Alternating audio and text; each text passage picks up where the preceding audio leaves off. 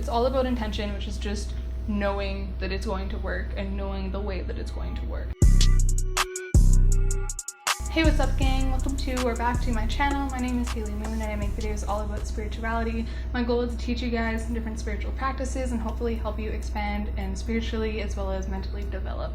Make sure you hit that subscribe button if you think you're into more videos like these, and as well turn on the notifications so you're notified every single time that I float down and onto your screen. Today's video is going to be all about how to make energetic shields. If you're confused, it's good. I've got you, okay? That's more or less exactly what it sounds like. The idea is that you'll be able to protect yourself from things such as curses, as well as negative people who might be in your life, and all sorts of things like that. As well, in my experience, newer practitioners especially can be a little bit aggressive and a little bit up in your space. This is going to protect you from any kind of nosiness and just anything that they are potentially putting onto you that you may or may not want. As well, it's a great way to be able to kind of boost yourself up. If you think you need a little bit more confidence, you can really hone in on that energy, kind of surround yourself with it. So might I add, I said newer practitioners can be a little bit aggressive. Please don't do this, guys. If you are new to the craft and you are in the process of learning all of these really awesome, cool skills, that is fantastic and I'm happy for you, but you 100% need to make sure that you're asking people before you are kind of messing with their energetic fields. It's essentially just really disrespectful, and you know, do unto others as you want done unto you. You never know what kind of tricks they may have up their sleeves and defense mechanisms, so please be aware and be kind and courteous, especially when it comes to practicing. Alright, so the first step in this is pretty simple. You're going to want to become aware of your aura, or essentially the energy that you're putting off from your physical body. You can think of it however you want. You don't need to call it an aura. You can just think of it as your energetic body or whatever works best for you. It's just different terminology to essentially refer to the same concept. So what you're going to want to do is become fully aware of that and take a moment and get into a meditative state. And you're going to want to just focus on feeling the energy all of the way around you. And I like to start this process off with a cleanse. This is totally optional and totally up to you. I just do a very basic one. You can also use sage or Palo Santo if that's more up your alley. For me, I like to just use energy to do this, as I feel like I'm going into working with energy. The way that I cleanse is I like to close my eyes, make sure I'm in a good meditative state. I like to imagine opening up at the top of my head and letting white energy cascade in and start to flow over my body. I like to think of this happening pretty slowly. If you've ever seen maybe like a backflow incense burner or incense in general, sometimes smoke, when it's really heavy, it kind of floats downward. That's kind of the speed you're gonna want to imagine this white light coming in. You can also use gold energy if you prefer, but I prefer to use white. And as you're doing this, you're gonna want to imagine from the base of your feet that any negative energy, any tension, any anxiety is all being released and sent back down into Mother Earth. So what you're doing here is essentially flushing out any of that unnecessary energy, things that are no longer serving you, and you're pushing yourself forward into a cleaner and more uplifted state. This is ideal for doing any sort of practices like this. You're going to want to try to cleanse, make sure you're in the clearest headspace possible. This is just one of the techniques that I like to use to achieve this. There is an infinite number of options for this, so I'll be sharing some of my favorite with you guys, but feel free to explore more, come up with your own, do some research, because there's lots and lots and lots of options. So what you're going to want to do is imagine a bubble being formed around your energetic field or your energetic body. And I like to start out with ones that are clear or transparent at the beginning, and then from there we program it or set it up so that it responds in the way that we want it to. So you're going to want to imagine it, and it can be as thick or as thin as feels right for you. Your intention is going to be what sets the durability to the shield. So as I mentioned in tons of videos before, if you're thinking to yourself like, this isn't going to work, then it's 100% going to affect your results. You want to be fully confident in your capabilities and understand that you're able to do this and you're able to make this shield for yourself. So now you've got your clear bubble around you. From here, you're going to want to decide what you want to happen if different energies are coming into contact with you. And there's a few different options. I'll just be listing some of the common ones, but feel free to do research or think of your own. It can be as specific as you want. As long as you have the intention that it will work, it will work. Most commonly, you want to block all incoming energy manipulation, or you're going to want to block just the negative incoming energetic information. As well, you can try to block certain people. So if you have a friend that also practices, do you want them to be able to affect your energy without having to pass through this shield?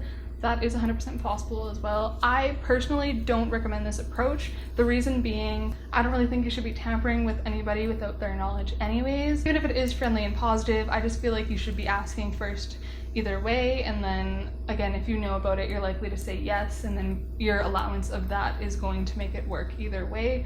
That's just my perspective. Feel free to do whatever feels best. So after you've decided what types of energy you want to allow and disallow, you're going to make sure you fully understand what that is and you feel confident in that. It's all about intention, which is just knowing that it's going to work and knowing the way that it's going to work. That is the biggest tool when it comes to practicing.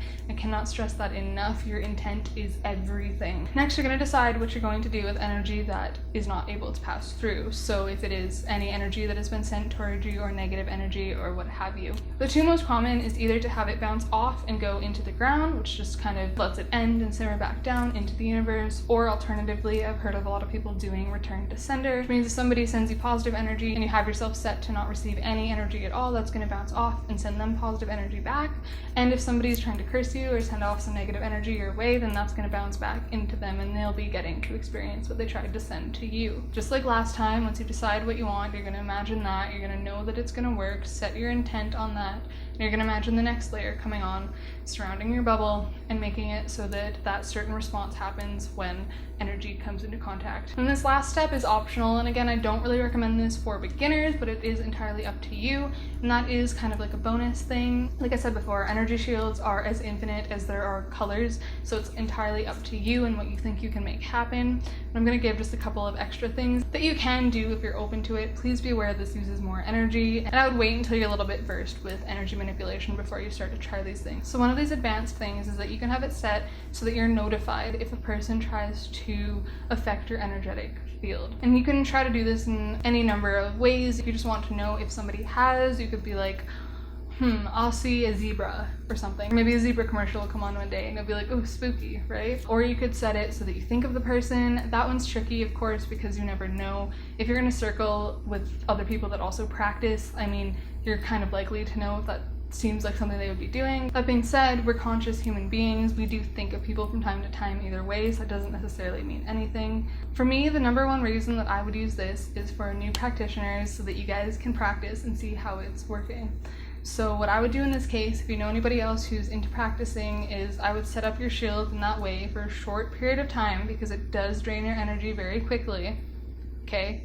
Very quickly, but for like a day or two it would be just fine. You would let somebody that you trust know, a close friend, that you've done that, and try to get that close friend at a random point in time in the next 2 days, try to affect your energetic field. This way you'll get to know the different feelings, and I think that tangible proof is probably one of the most important parts of moving forward in your spiritual practice, because that's the type of thing that's going to help hammer in your faith and your appreciation and understanding of what's going on.